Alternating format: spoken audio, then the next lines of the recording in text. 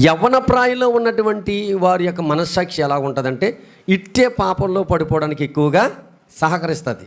ఎవరు చెప్తే, ఫ్రెండ్స్ చెప్తే నమ్మేస్తాడు. ఎవరన్నా అమ్మాయి ఒక మాట చెప్పిందంటే నమ్మేస్తాడు. తర్వాత పాపం ఉచ్చులో పడిపోయేదాకా, పిచ్చిలో పడేదాకా, ఉచ్చులో పడేదాకా తెలీదు. ఎందుకంటే వాడి మనస్సాక్షి వాడికి అలాగా పని చేస్తూ ఉంటుంది.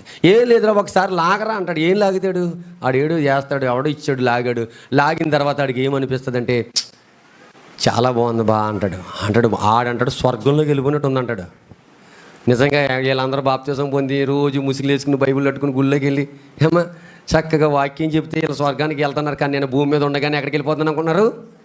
స్వర్గానికి అది బ్రతికుండగానే నరకాన్ని అనుభవిస్తారు. అది దొరకని రోజు, నరాలన్నీ చచ్చిన రోజు, మైండ్ సెట్ పనిచేయని రోజు, అందరిలాగా నీవు ఉండాలనుకున్న నీ శరీరం ఉండని రోజు ప్రియులారా.